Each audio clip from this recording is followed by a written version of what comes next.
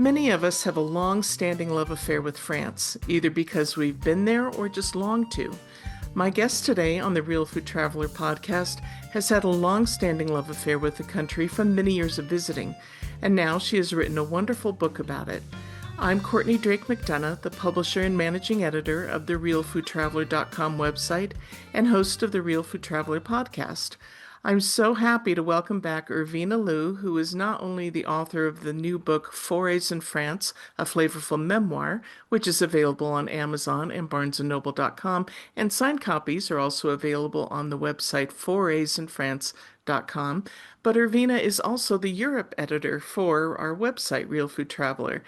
And many of you may recognize her from having joined me on previous podcasts here. So welcome back, Irvina. What a delight to be back and to be able to talk about forays in France, finally. Yes, I'm so happy for you, and I'm so excited that we get to talk about it now and do a podcast. We've been talking about the book for a long time, and I feel like I've got a little tiny part of it only because you started talking to me about it when you had just the beginnings of the idea, and I'm so happy for you and proud of you that it's a real thing now. So I'm glad we get to talk about it. Why don't we start with what started you on the path to writing this book? Well, it was really a very, very clear path. In March 2020, COVID arrived. And a few days after we all had to stay home and we were I was hysterical. Maybe some others who are listening were also hysterical. I thought I was so old. I was 80 years old. I'd never be able to travel again. Would I live through this? Blah, blah, blah. And like 2 days later, I saw a deposit in my checking account. And the next day received an email. Your deposit for your apartment rental in Cannes in the south of France was canceled due to COVID. Well, all I could think about was France. Now, I had started traveling to the south. I go back. I went to France for the first time when I was 19 years old and studied at the Sorbonne. And then years went past with new babies and new houses and stuff, and I didn't get back for 15 years or so.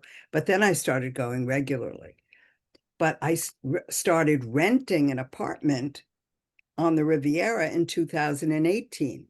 And the first year I rented for 3 weeks, gave my children each 60,000 Delta miles for Hanukkah, and told them, please come with me for a week if you'd like, or else spend the Delta miles wherever you wish.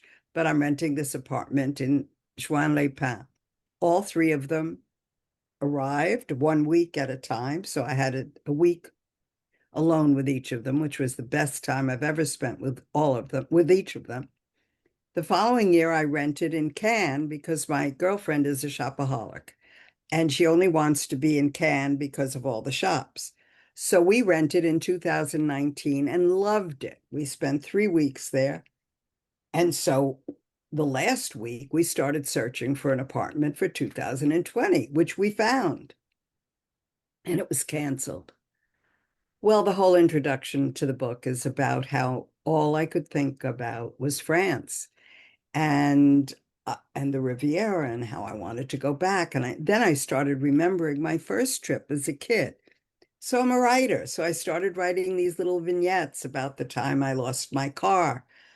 I parked somewhere en route to the Picasso Museum, but I forgot where I parked. And then I just was walking up and down the streets. I didn't remember what kind of car I had rented. I didn't know what it looked like. It was like a little Fiat or a Citroen. I don't know one car from another.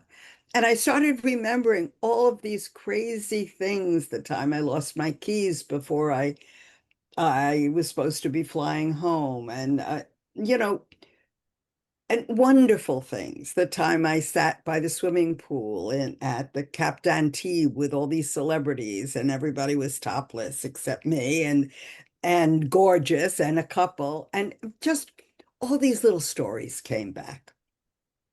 And I started writing, and I wrote for years and years. That's it. Wow.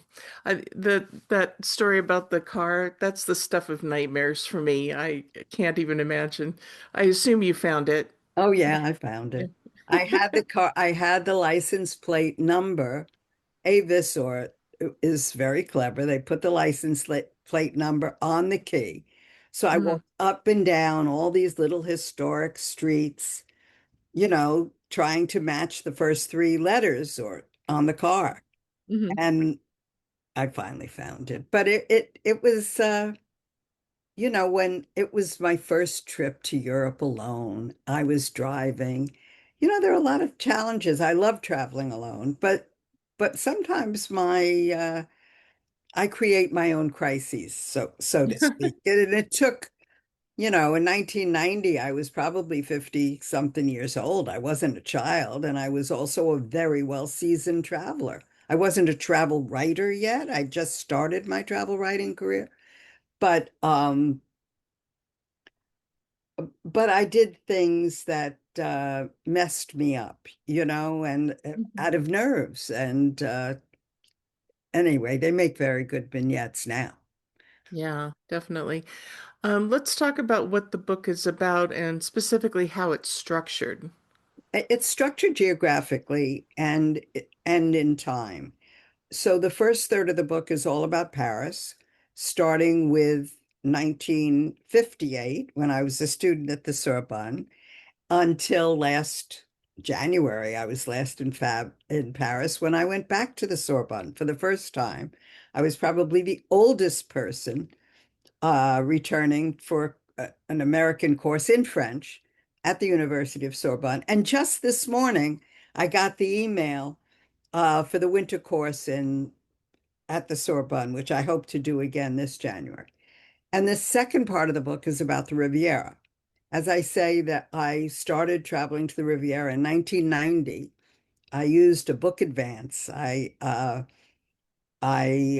my book, You Can't Do It All, Ideas That Work for Mothers Who Work, was a book for working moms, obviously. And a European editor, which became Hachette, bought it. And I earned $1,500. And Hmm. that $1,500 paid for my first uh, couple of weeks in on the Riviera.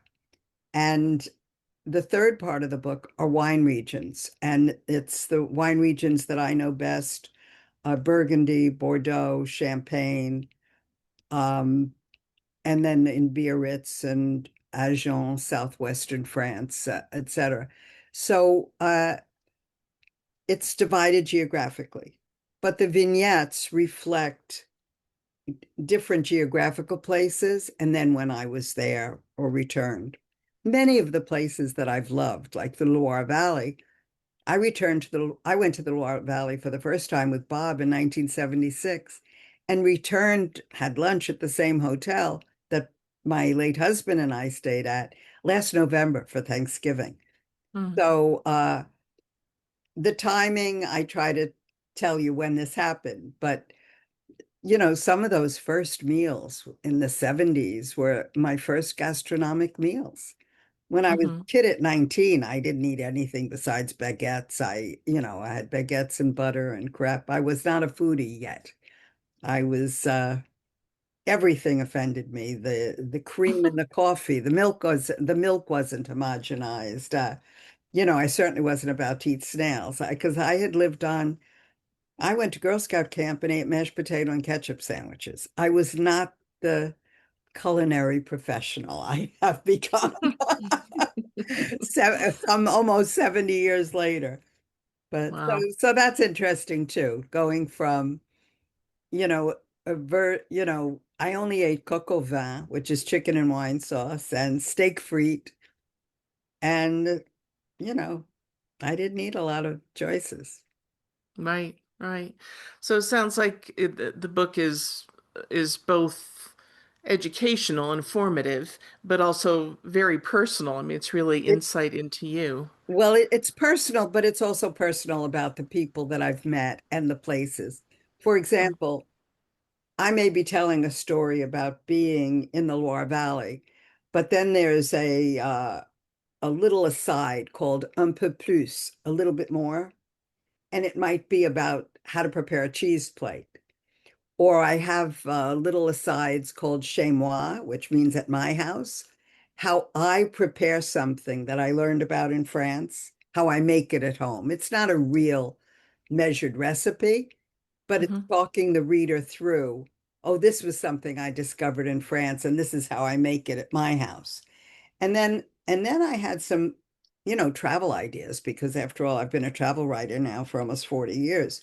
And we put those in a separate chapter, how to pack, how to order, where to go to a museum.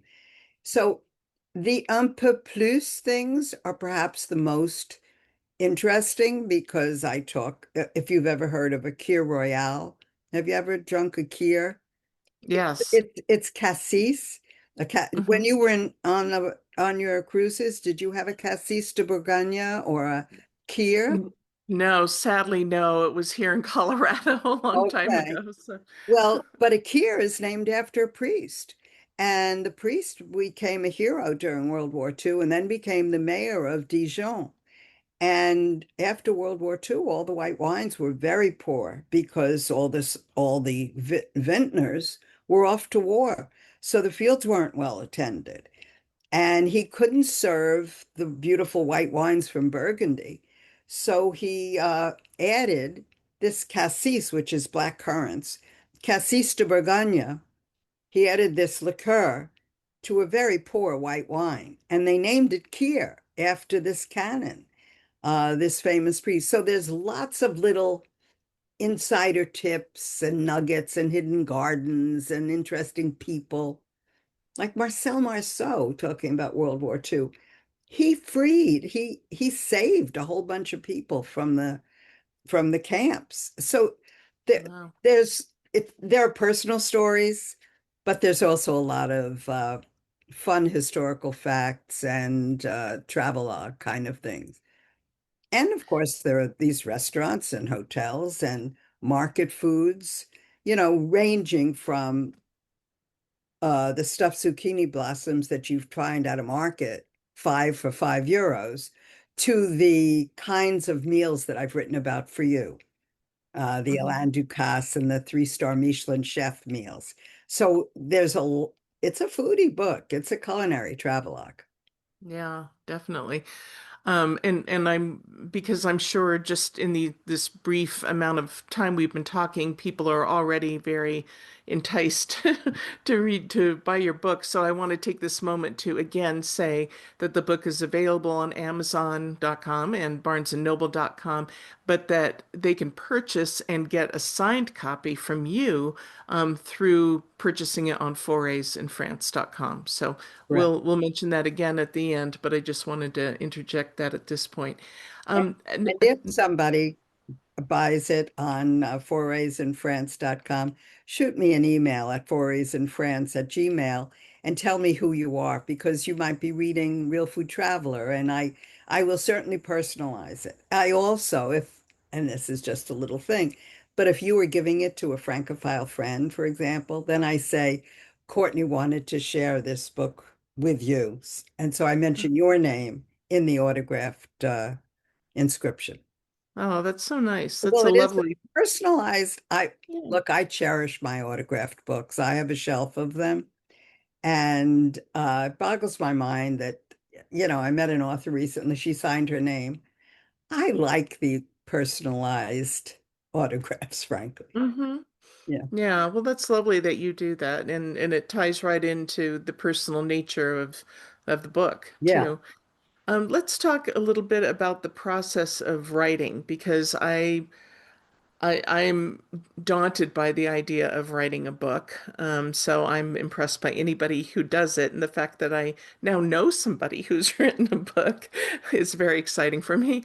So can you talk about what the process was like, both positive and the negative too? Well, it was mostly positive.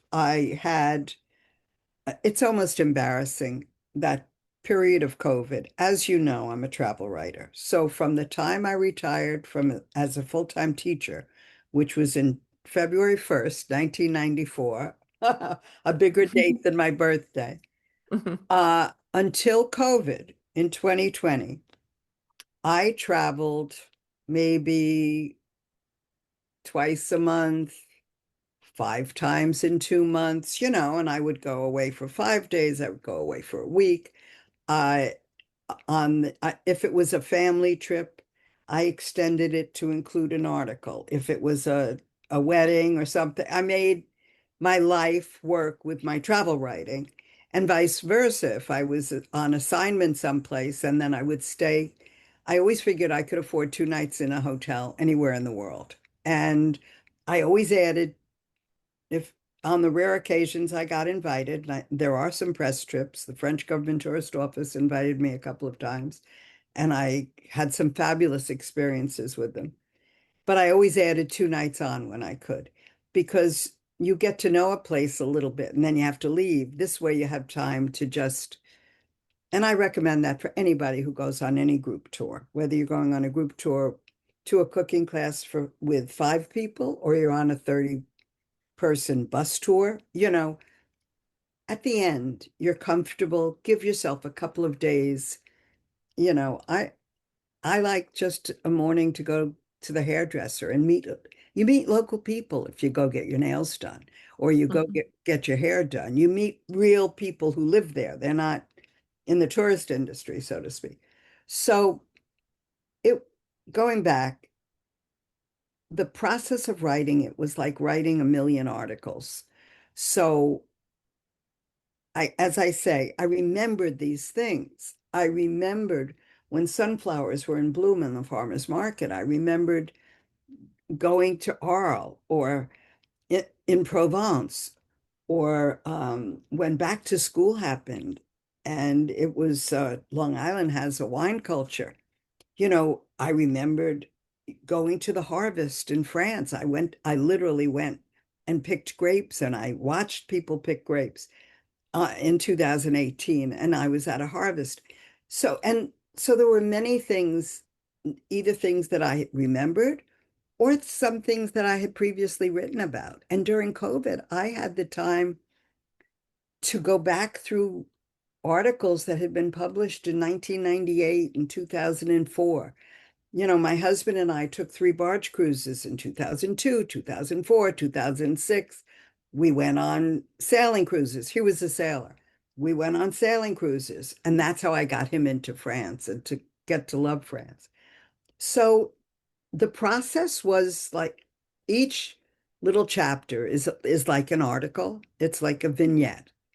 And if I had had a column, some people take, like you with Real Food Traveler, some people take columns and then they put 10 different stories into a themed chapter or something. I did something like that. And through the editing and through different people telling me, uh, do this, do that, it changed a bit. But the process was to write short vignettes. The biggest process was trying to get an editor and an agent and a publisher. And that was the only negative. I did not find any agent who was interested. Now, in 1986, after maybe 16 rejections, Macmillan published You Can't Do It All. And I had an 8-city book tour. And then Ziploc hired me, and I had a 30-city spokesperson tour. So I really liked the idea of being published by a big name, although so many people say, oh, publish it yourself. For my ego, I would have liked to have been published by a big name publisher. So the only negative was that I hadn't created a social network, a social media face for my travel writing. And just between you and me, I made a decision way back when bloggers first started that I wanted to write for an established website, one that had 100,000 viewers. I didn't want my own. I wanted to write, and I did. And I write for you and a number of other websites which are established and have a national presence. But having done that, I did not create my own social media. And publishers today really want influencers, or they want people who have 1 million viewers or something before they want to publish your book. Now, that happened to me in 86 as well. They said if I were a celebrity, the first three people would have published the book. Had I been Jane Fonda writing about having children, it would have been published immediately. But then I was able to get a big publisher, and this time I wasn't. That is absolutely the only negative. I enjoyed every moment of being home and not traveling during COVID. I enjoyed every moment of looking through my old web articles, through my photographs, through my own menus. I had menus like from Maxime's from 1988. I really enjoyed the process of writing. It was all just heavenly. And I would still be writing the book, except I wanted to get it published and get it out. I could really write a second volume of it, but I need to promote it. Yeah. Well, that's so interesting. It's great to hear, everything you went through. And I remember you talking about menus, and I love that you kept them. I would have never thought to do that, but that's such a great idea. To be able to write 25, 30 years later about which wines were served Yeah. with what food when. I mean, I don't do it very often in the book, but it was wonderful. And I found things in my husband's handwriting because he was a photographer. So I had like an itinerary from he would scribble the word of like the roof and bone at there's Hospice, it's a former hospital. In fact, my driver at one point in 2018 was born in that hospital. But he would say the roof here or the restaurant here or mustard from in his handwriting. It was as I say, every moment of the process was a pleasure. That's wonderful. Now here's quite the question for you. Why do you love France so much? Why France and not some other country? I tell you the truth, I was inspired by my French teacher, Julie Franchi. She was my French teacher in ninth grade and 10th and 11th and 12th. And then in 10th grade, I lobbied. I was rather an assertive young woman. I was given a very nice woman to have world history, and I went immediately to the guidance counselor and the principal and the assistant principal, and I said, Julie Franchi is teaching world history. I have to be in her class. No, no, no, no, you can't do that. You can't change your schedule. Anyway, I made it happen, as I've been known to do since. And she taught me history, and it was just the most wonderful thing. And I learned about architecture and artists. And as I say in the book, she may have taught us about wars and stuff, but I just remember architecture and art and beauty and being inspired by her. And then I majored in French in college and I studied at the Sorbonne at 19. I love speaking French. I love reading French. I still take a Zoom French class every week. Um, so I really like France. And as I say, the food was not the primary aspect. It was art and architecture and you know, Paris is beyond beautiful. And any little street, there's a hidden passageway or a garden or a building or a door that just, or you walk along the river and they open up these chests to become bouquinistes, where they sell the book stalls. Uh, it just all, it doesn't get tired. And I've been going to Paris now for 67 years or something. I just never tire of it. And I am very, very happy sort of quote unquote living, even though I only do it for 3 weeks at a time or 3 weeks a year in the south of France. Oh my God, the flowers and the food and the beauty and the topography and the sea and the mountains. It's just, it makes me very happy. And the people are very lovely. I tease, I told his brother, I saw my brother-in-law the other day for the first time in a long time, and I gave him a book. And I said, your brother spoke one word of French. Now, I was fluent always in France. And he said, what's that? And I said, oui, oui, oui, Oui, oui, oui. Bob went to France maybe a dozen times with me.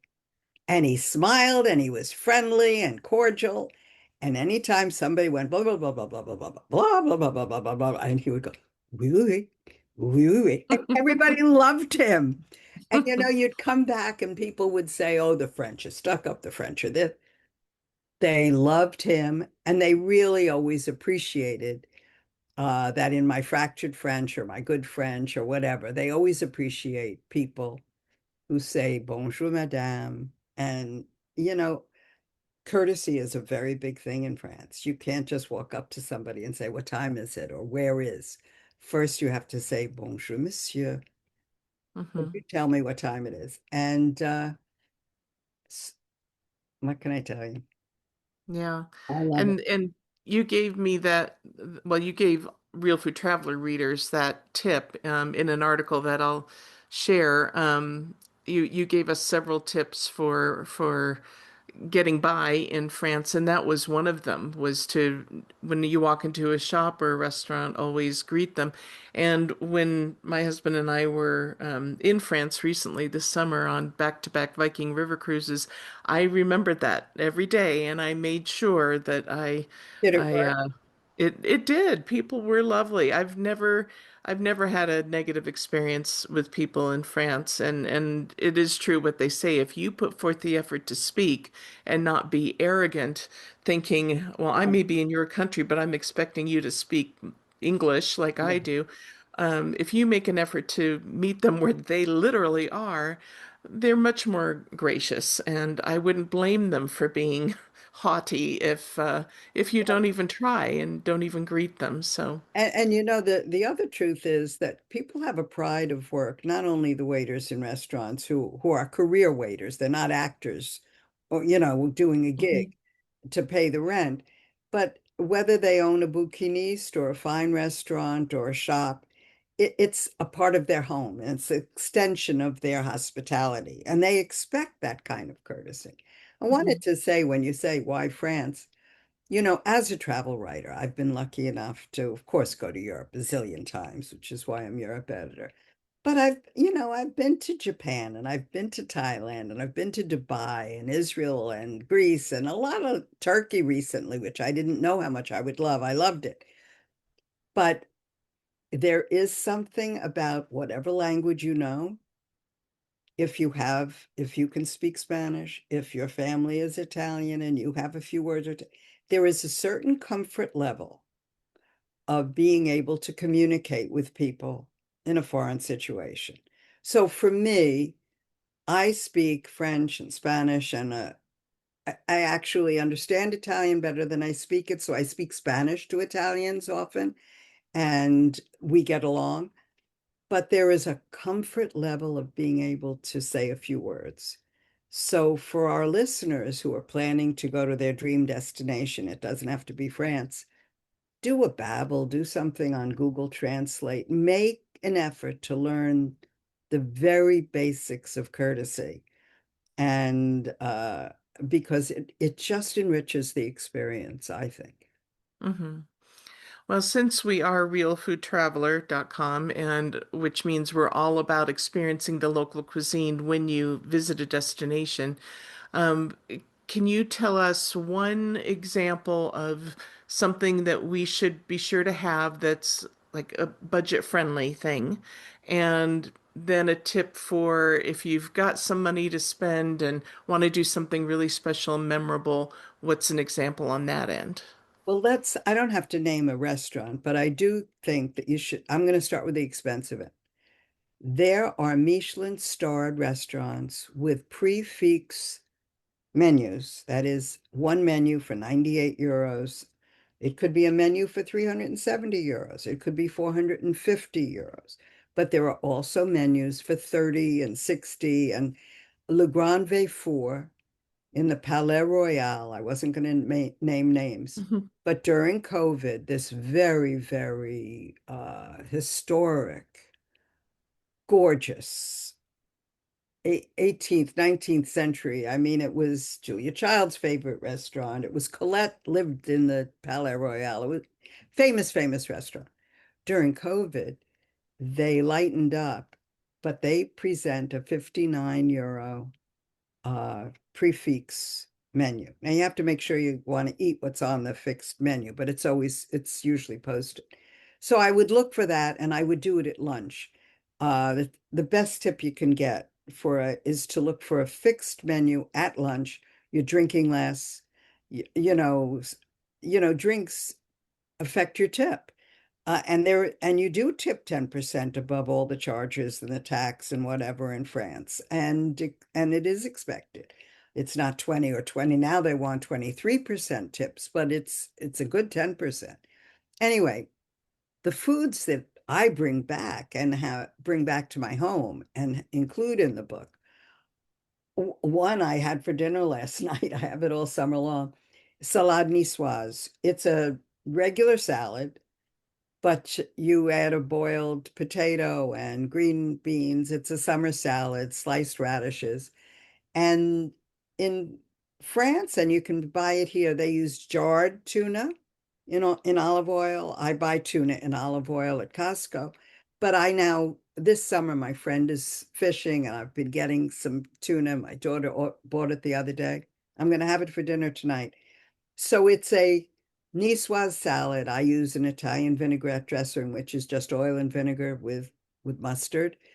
And what do I like in it? It's niçoise olives. Now, I buy my olives from via probably Amazon, and they're marmaladique or something, and they may come from Turkey, but they're little black niçoise olives.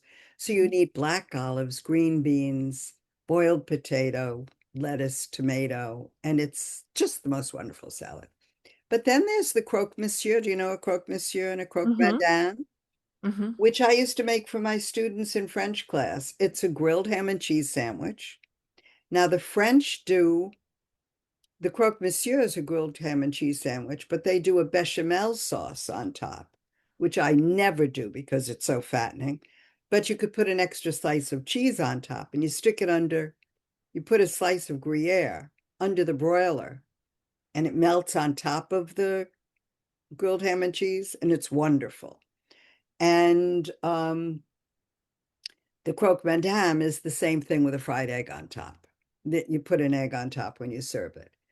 And then there are things that, I mentioned not everybody loves zucchini blossoms, but in the south of France at the market, when they dip the zucchini blossoms, the pretty yellow flower, and they're gorgeous lined up at the market. And at the market, the lady dips it in a pancake batter and then drops it like you would I don't know how to pronounce zeppole or a deep fryer like a donut. Mm-hmm. And she does five at a time, scoops it out with a Chinese scooper, those Mm-hmm. ladle scoops, and it gives it to you in a bag, like as I said, fried zucchini blossoms, battered. And they call them beignets, like in New Orleans. And they are like beignet, but they're zucchini blossoms. There are so many things that I make that I learned about in France. White asparagus in springtime when you find them. Gougere. Do you know what gougere are? Zucchini? No, gougere No. is a little puff pastry that Oh, oh, does. right. I talk about it in the book, but it's served it's half cheese, it's butter and flour, and you mix it up and add grated Parmesan cheese to it, and you bake it in the oven like a little roll, and they're appetizers. And Mm-hmm. they cost I mean, even with a good hunk of Parmesan that you grate, they cost like virtually nothing, and they are so good. So it's the kind of thing you get when you walk into a Ducasse gastronomic restaurant or I think it's David Rose. His wife made them at his restaurant.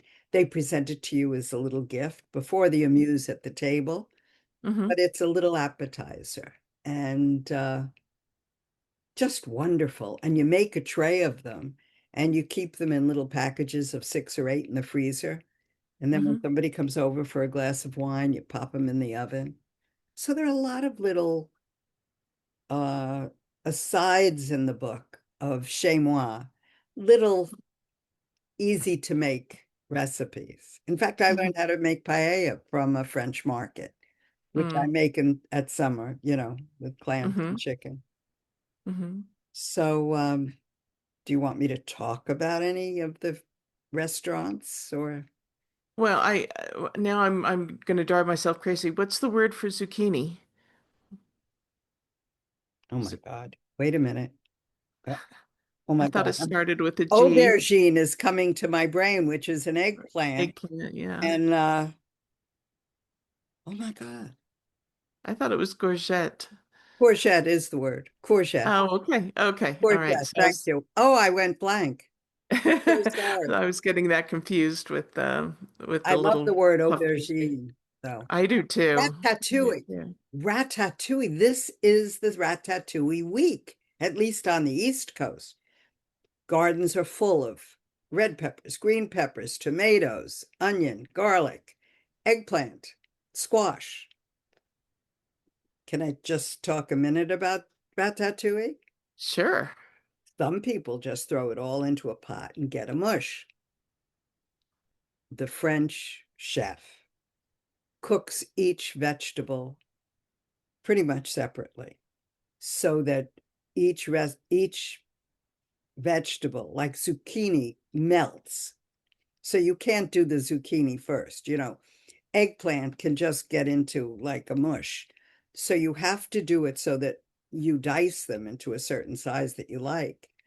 But you want to cook each vegetable to its to the texture that you like. You may Right. like it better done than I like it, or you may like it less well done than I like it. That's up to you.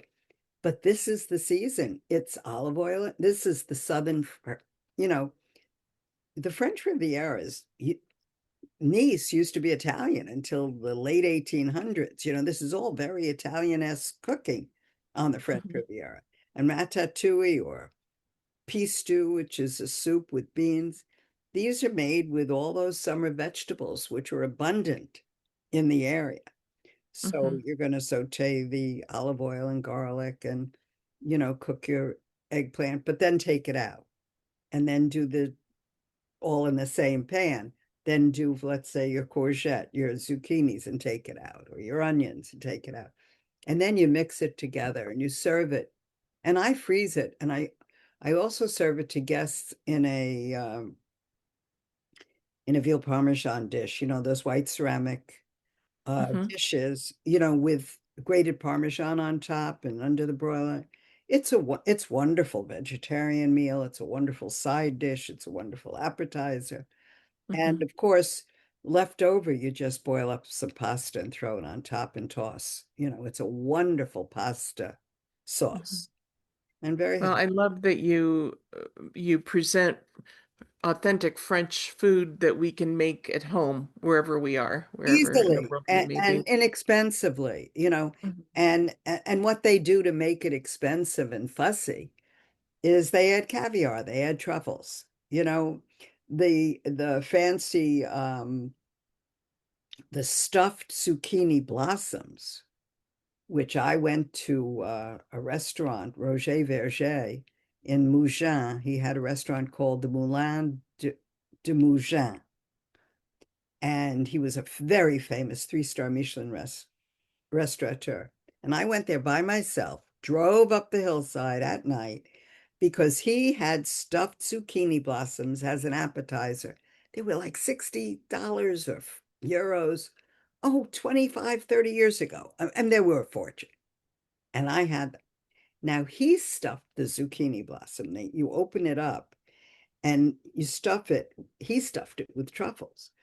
But Americans use chopped up mushrooms or mushrooms and onions. Or I have friends at the farmer's market that I go to who stuff a zucchini blossom with beans, which I do not do. I don't think I'd like it. But people use ricotta, cheese inside. And then you saute the zucchini blossom. You could deep fry it, but you saute it in olive oil. But how they make these things expensive is with caviar and truffles and foie Mhm. gras and those very expensive ingredients. Mhm. By the What way, about? Uh-huh. Sorry.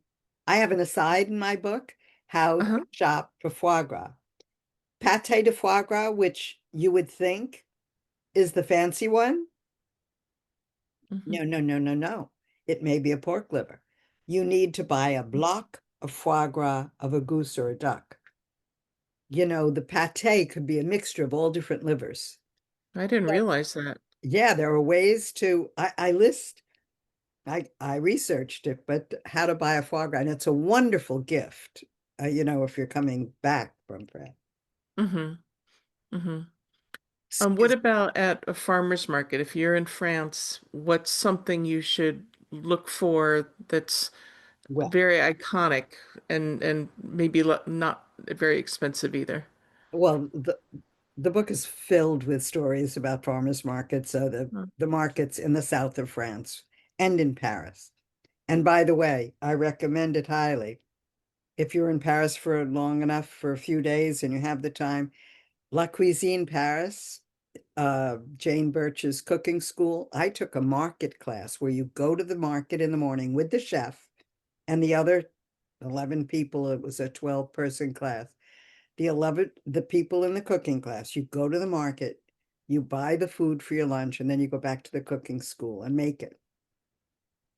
But look, the salade niçoise, I buy everything at the farmer's market, but I also buy all my gifts at the farmer's market. I buy herb de Provence in those pretty little bags to bring home.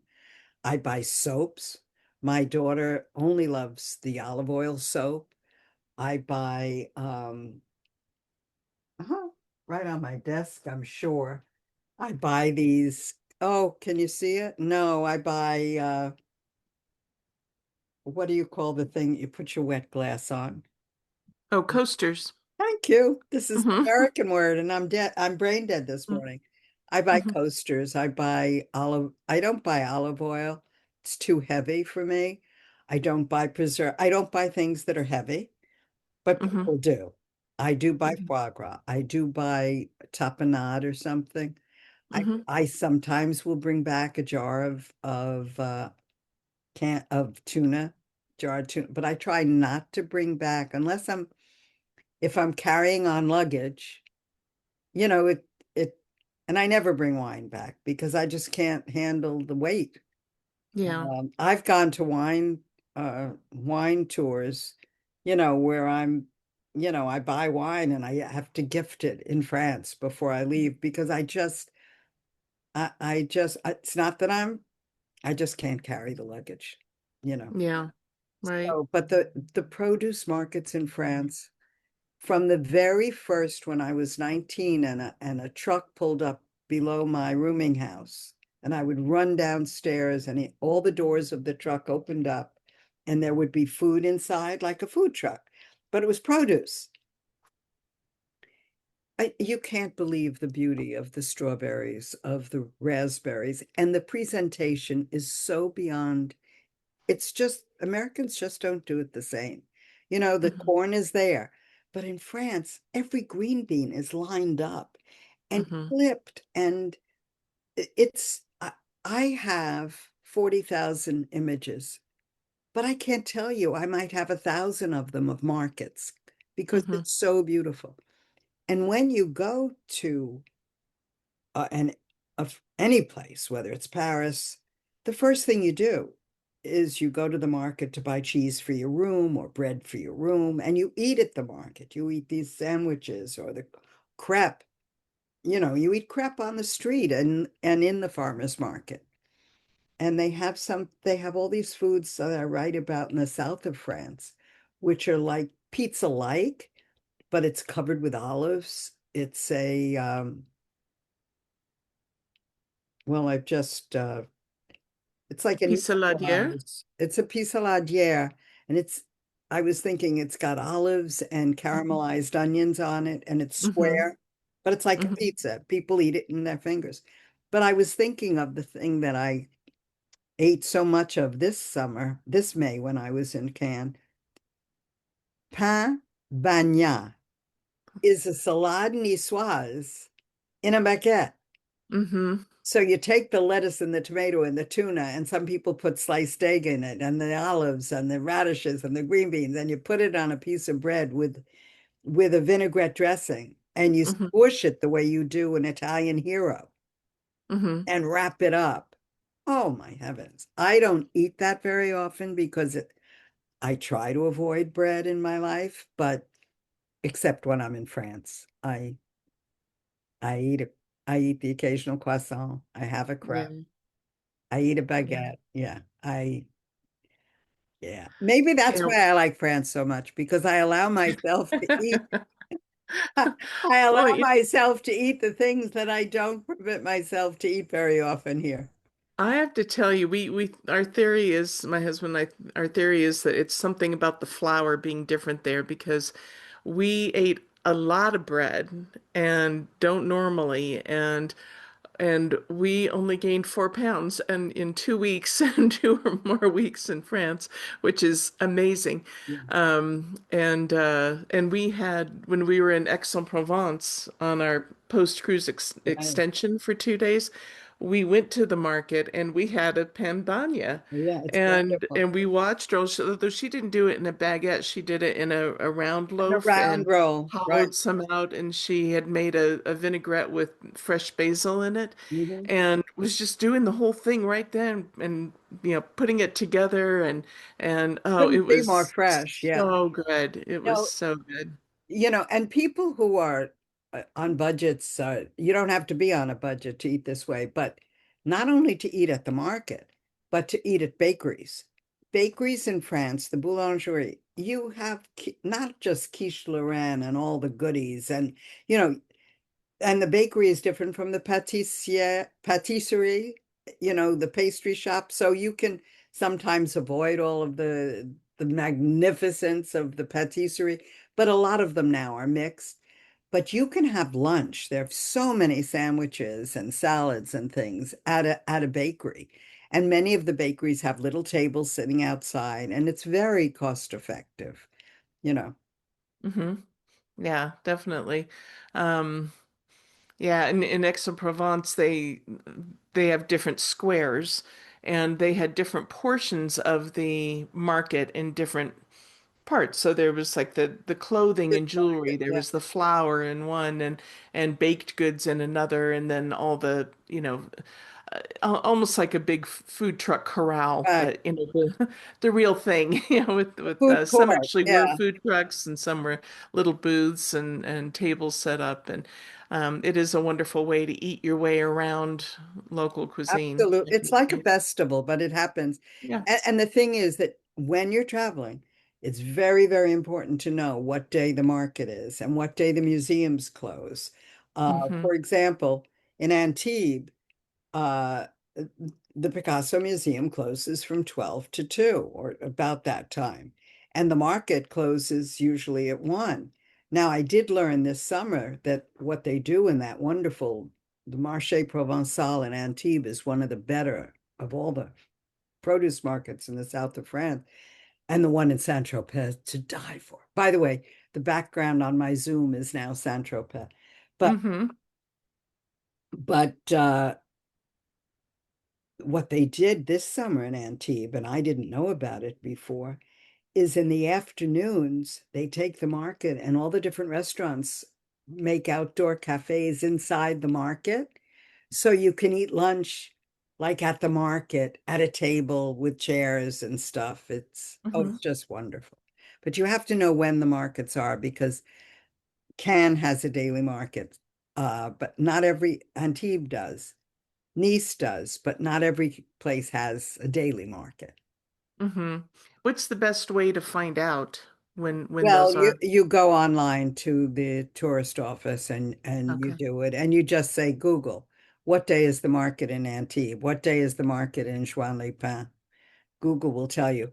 Every tourist office has a listing of it, and every place in France, the littlest town has a tourist office at the Hmm. entrance to the town. And also every newspaper has it. So, but you need it before you go because when I plan an itinerary, um, for example, the Matisse Chapel in Vence isn't open every day or every hour. It's only open a few hours in the morning, a few hours in the afternoon on certain days because it's a church and the nuns run it. It's not like like 9 to 5, 6 days a week. So you want to plan your trip to be in Vence on the day that you can go to both the museum and the market. So you Mhm. sort of have to, if you're traveling from place to place. Now, was the market in Aix-en-Provence every day? I mean, I've been to Aix, but I I went don't think so. They did have the out of the 3 days we were there, they did have down the main street, and I can't remember the name of it. There were people who had booths selling to a whatever. variety of things every day from early morning till Yeah. into the evening. The same Oh, people. oh, I don't oh, know oh. how they put up with it because it was hot too. I don't know how they put up with being there all day and all evening, but I have a feeling just because of the size of it and because it took up all these different squares that the that wonderful market we happened upon Not a was daily. that one day, not a daily thing. Did you get to the Cézanne house and the Fondation Mag? The Um, Fondation Vasarely, I think it is. No, I'm trying to remember the name of it. It's a small museum across from the house where Cézanne's sister lived and where Uh-huh. he spent a lot of time, and they were having an exhibit, Oh, nice. which I think is still going on into the fall, about his life there. But there is a Saison Trail, as you probably know, that people can follow. Right. Literally, there are little brass markers in the ground, and you can see where he went to school and various places. And we didn't take the time to do it, but apparently it also leads to his gravesite Uh-huh. uh, up on the hill. So if you're a Saison fan, that's the Well, place to if go. if you're a fan of that whole history of art, I mean, the first time I went to Nice and I was driving, it was because there was the Renoir House and the Picasso Museum and the Matisse Chapel. And at that time, when 1990, the Matisse Museum in Nice, which I went to this May again, was closed for renovations. But there's Biot and oh my God, there is just so much art and Miro and you know and Cézanne and Van Gogh. It just never ending. No, Hmm. it's just and that's what there are a lot of places in the world with topography and nice food and beautiful flowers and architecture, but not very many also have Renoir and Picasso and Matisse and Chagall Hmm. and all those great artists. And it takes an hour of your day and it just enriches your spirit forever, Hmm. you know? Hmm. And that's probably like the number one reason about France. There's all that art in every period. Right, right. And I just, when I travel anywhere, I just love seeing how people live, and there are a lot of similarities to how I live, and there are a lot of differences, and yeah, it's so interesting. But when we were in Aix-en-Provence, I thought of you a million times because of things you've written for me, for Real Food Traveler. They were kind of coming to life, including, and speaking of farmers markets, although they didn't have it at the farmers market, the rotisserie chicken. Oh my There God. was, I made one last week. oh, really? I came home from France after 2018. The rotisserie butcher was across the street. I write about it in my story. And I could see from the balcony, I could see him pushing the rotisserie outside. They did it outside. But Hmm. they have these wonderful refrigerator-sized rotisseries, chicken. Hmm. I finally this year found the place in Cannes, which was the best. Uh, but it is just, there's nothing like it. And I was home, I had guests all summer. And last weekend I was home and I have had a chicken in my freezer. It was time I wanted to make that chicken. I had nobody to cook for. And I made it for myself. I ate it 3 times. One time I Hmm. had lettuce, tomato, and chicken and bacon sandwich. But That rotisserie chicken is at every market and in Mm-hmm. front of the butcher, and go for it. Now, for those of us who buy Costco chickens for 4.99 or supermarket chickens for 7.99, a whole rotisserie chicken this year was close to 20 euros. But it's just amazing. It's just the most amazing, 20 euro for 3 meals, 4 meals, Mm-hmm. it's just the best. Yeah. It's just If the we'd best. been there longer, I would have done it because they did have them in little glass and red Right, right. But rotisseries outside of their building, outside of their office or their storefront. I mean, that's what they do. They have them outside. This normally, because I always had stayed in hotels, I didn't bring food back to my room. But this past January, I was with a traveler at the Sorbonne, a woman from my French class who I met a few years ago at an airport going to Barcelona for the weekend, who is a veritable foodie. And we bought foie gras for the room and cheese for the room and wine. And my knee was bothering me, but she would walk, I don't know how far to get a fresh bread at the end of the day so we would go out for big lunches every day. And a few nights we ate in our room. But eating, wanting to eat market food and wanting that rotisserie chicken is why I started renting apartments, because I wanted to be able to, you know, I love going out for lunch. I love being out all day. But at night, I don't want to go out for dinner every night. My travel partner, unfortunately for me, she has to go out for dinner every single night. And there were nights this summer when I said, "You go. I am staying in. I can't walk another step. We have a terrace, we have a refrigerator, and I had all this beautiful takeout food and market food. And I just love it. As much as I love the fine dining, it's boring sometimes to wait 45 minutes to get served. And, having something you can nibble on and just be Hmm. comfortable and read a book and Yeah. have your charcuterie and buying that, it's a beautiful thing. Yeah, definitely. Definitely. Yeah, I wish we'd been able to do that because when my big complaint about dining out was the cigarettes.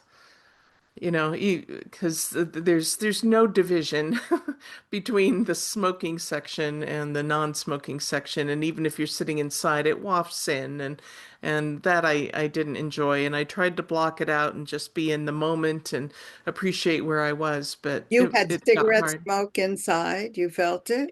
Well, because it was July, so everything was wide open, so Yeah, even if we were dining inside, it still was wafting in, yeah. Well, which was they unfortunate. still smoke. There's no question about that. Yeah, yeah, definitely. But that was the nice thing about the market, though. I didn't have to deal with that. And so we got a little paella there and the pambagna there and a little bit here and there and it was wonderful. It really surprised me that there was what the first time I saw paella at a French market. Yeah. And it was in 1996, and I almost missed my train because of it. And the paella pan was like 5 feet, it was just enormous. Mm-hmm. And it was so colorful with the red peppers and the yellow saffron rice and the mussels and the clams and the lobs. It was just out of this world gorgeous. Mm-hmm. And Mm-hmm. yeah, that's when I started making paella at home Yeah. after Yeah. that. Well, there are so many simple pleasures. Even going out for an expensive meal is a simple pleasure in its way because you want to focus on it and just really be very present for it. So, you paint a wonderful picture of everything in France and in your words and in your book and I just encourage people to buy it and share it, buy copies for their friends who are armchair travelers as well as well-traveled people. And And so I'm sorry, go ahead. excuse me for interrupting. Yeah, I just have yeah. to mention, not that anybody would forget, but I'm old. you know, at 86 and going. And my friend and I meet women. Men don't usually stop us and say this, but women do. 50-year-olds, 40-year-olds on gal pal weekends at restaurants in Paris. And we go out to a cabaret or we go out at night. We go out. She loves to Mhm. go out at night. And we do go to these beautiful places sometimes. And they say, I want to be you, not meaning that you're eating at the restaurant, but the fact that you can be veritably aged and be vibrant and enjoying and going and doing it with a certain gusto. And I think that there are readers. I don't know the demographics of, I know your foodies, the Real Food Traveler readers and listeners, but I don't know how old they are. But it's really, really nice to know that since my book starts out with the 19-year-old girl who got pinched in the butt every single day, to this old woman who's now seated behind a tree in a restaurant, which we don't accept, by the way. Thank you very much. This is not a good table. But, I've run the gamut of a lifetime of almost 70 years of traveling to France. And it's interesting for a reader, I think, to see stories about traveling alone, traveling with a husband, traveling with children, traveling on a group tour, and traveling all young and old. So I just, Excellent point. I'm glad you brought that up. And you definitely you're an inspiration to me all the time. And I know you're an inspiration to everybody who reads your articles. So th this is a good time for me to remind everybody for a third time. And I can't remind people enough. The book is called Forays in France, A Flavorful Memoir by Irvina Lew, and it's available on Amazon.com, BarnesandNoble.com, and more personally, you can get a signed copy from the website for the book, ForaysInFrance.com. And we always, on Real Food Traveler, we always include or pair an article associated with each of our podcasts. So while you may be listening to us through iTunes, Spotify, Overcast, iHeartRadio, wherever you like to listen to podcasts, if you go to our website, realfoodtraveler.com, you'll be able to listen to this podcast. Maybe you are right now, and reading the article that goes with it, where we'll have a photo of Irvina and a photo of the cover of the book and some other photos. And Irvina, I haven't even asked you for this yet, but hopefully you will send me a few representative photos that we can include. And we will have a link to everywhere that you can get the website, or I'm sorry, everywhere you can get the book, and to Irvina on social media too, so you can converse with her there. So, Irvina, thank you so much for sharing this book with us and sharing your wonderful stories and just making France come alive for us, whether we've been there or not. It's wonderful. I I have to appreciate it. tell you, your cruises this year inspired me. It's been a few years since I've taken. I love those riverboat cruises and through France, and it's just I remembered them with your trip, so it was really nice. Thank you so much, Courtney. And as you know, but I'm going to say it out loud, I have been so proud and so honored to contribute to realfoodtraveler.com. And it's been my pleasure, and I look forward to doing a lot more. Wow, you make me blush and make me mist up. So, thank you so much for saying all that, and thank you everyone for listening to the Real Food Traveler podcast. And we will see you next time.